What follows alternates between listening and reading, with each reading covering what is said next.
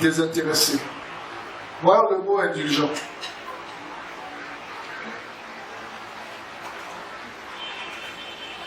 Indulgent, celui qui est prévenant, aimable, tolérant et miséricordieux,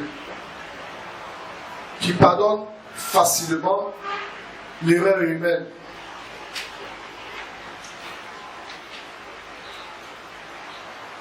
Cette personne retient le bon côté des autres. Le bon côté des autres. Et on oublie les mauvais.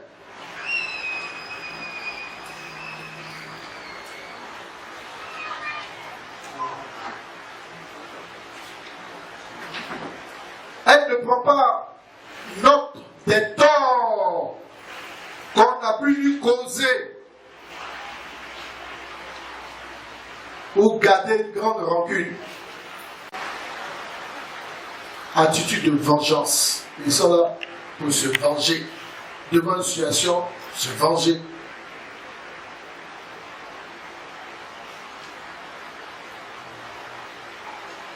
Le dirigeant ne doit pas entretenir une attitude de vengeance. J'espère qu'il n'y en a pas ici. Non, ça va se venger. Ça là, moi là, je n'ai pas laissé. Je n'ai pas laissé ça.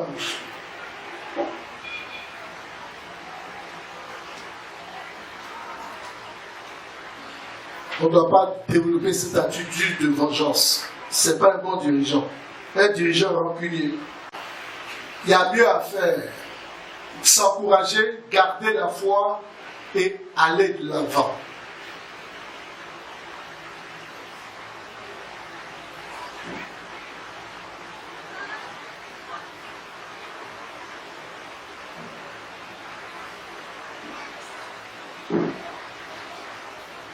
C'est vrai que nous sommes appelés à accepter les critiques. Les critiques constructives. Moi j'aime ça. Mais pas les critiques dans le sens de nuire, dans le sens de déstabiliser, dans le sens de freiner la croissance, dans le sens de empêcher l'avancement. Donc si vous voyez quelque chose, ah pasteur, est-ce que ça ne c'est pas bien? Qu'est-ce que vous en pensez? Oui. C'est une bonne chose. Le leader, son esprit ouvert, disposer tout ce qui peut contribuer à l'avancement de l'Église, il est disposé. Mais il faut avoir une attitude aimable. Il faut avoir une attitude aimable pour aider les autres, pour les soutenir, être tolérant et manifester la miséricorde, la compassion. Quelqu'un qui sait pardonner. Parce que le pardon guérit les cœurs. Le pardon libère les esprits.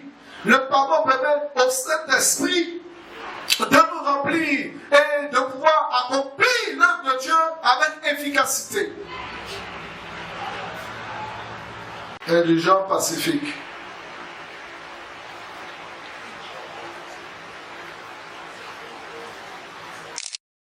Se battre.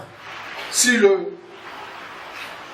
c'est quelqu'un qui est prêt à se battre, vous voyez comment les choses se suivent. Violent et pacifique. Le contraire d'être violent, c'est quoi? C'est être pacifique. Et pas pour rien que l'apôtre Paul, inspiré par le Saint-Esprit, il parle de l'aspect négatif pour placer à côté de l'aspect négatif ce qui est positif. Il parle de l'aspect pacifique. Un hésitant à se battre. Quelqu'un qui n'exerce pas la violence physique, mais qui n'a pas une attitude querelleuse. Nous devons arriver à la paix, à être en paix, à être en paix. Et les autres, quelqu'un qui ne s'adonne pas à la violence, quelqu'un qui aime la paix, qui aime travailler en équipe. C'est quand nous travaillons en équipe que nous pouvons être efficaces. C'est quand nous travaillons unis que nous pouvons aller de l'avant. Le monde est fatigué d'être là. il y a des familles disloquées, avec les querelles, les rancunes, le manque de pardon. Les personnes veulent trouver le réconfort dans l'église. Et c'est dans l'église, les gens doivent pouvoir trouver ces vertus. On ne doit pas trouver des gens en plein aux disputes dans l'église. Parce que cela peut créer un chaos, un désordre. Le monde est fatigué des disputes, des querelles. Il faut que les gens viennent trouver le réconfort dans la maison de Dieu. Viennent trouver la joie dans la maison de Dieu. Viennent trouver la douceur dans la maison de Dieu. Viennent trouver la paix dans la maison de Dieu. Un dirigeant, c'est quelqu'un qui est désintéressé. Le mot implique l'absence de cupidité. Quelqu'un qui est désintéressé, c'est l'absence de cupidité. Quelqu'un qui n'est pas cupide. Quelqu'un qui est désintéressé, qui a un esprit de libéralité, qui donne facilement, sans arrière-pensée, qui assiste les gens de manière volontaire, avec une bonne disposition de cœur, par amour il le fait, sans arrière-pensée, quelqu'un qui est intéressé à donner ses offrandes, à donner sa dîme au Seigneur pour la bonne marche de l'œuvre de Dieu, quelqu'un qui aime les choses de Dieu, qui le fait avec un désintéressement. Si tu es fidèle dans les petites choses là, ton temps aussi sera en route. Tiens, mais ici, viens. Mais qui me regarde? Il y a mes rides là qui sortent. Qui me voit? Ce que tu fais dans la maison de Dieu, fais-le fidèlement. Le petit travail que tu fais là, nettoie les bancs, nettoie bien. Tu places les bancs, place-les bien. Balaye le temps, nettoie bien. Tu enlèves les toits d'araignée, enlève-les bien. Tu laves le WC, enlève-les, nettoie bien. Tu viens, tu balayes la maison de Dieu, la cour de l'église, balaye très bien. Tu aides les gens discrètement. Fais ça très bien. Pas pour ton de rejeter, de mépriser, d'abandonner de ta place, ta position. Dieu va t'enlever comme ça. Et il va te positionner. Et Dieu va vous prendre du fumier comme ça. Et vous positionner.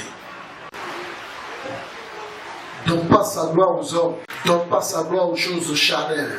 Un groupe qui ne prie pas. On s'appuie sur sa capacité.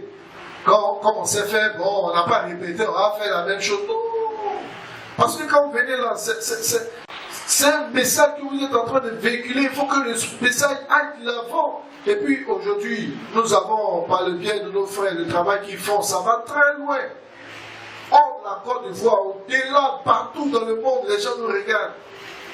Donc, le message qui est transmis, ce message doit pouvoir toucher les vies, doit pouvoir transformer les vies, doit pouvoir libérer les malades, doit pouvoir guérir les malades, doit pouvoir chasser les démons. Mais quand tu es là, tu as un pied ici, un pied là, le tien dehors, tu as même lui, donc ton message n'aura pas d'impact, d'effet. C'est une vie de routine, un groupe sans prière. Quelle vie vous allez transmettre? Ça sera comme une difficulté de corvée pour vous de chanter, de vous retrouver pour chanter. C'est comme on doit vous forcer, on doit vous obliger. Mais quand on fait les choses avec désintéressement, on se dispose. On a toujours disposé, même il pleut, on est là. Il fait chaud, on est là.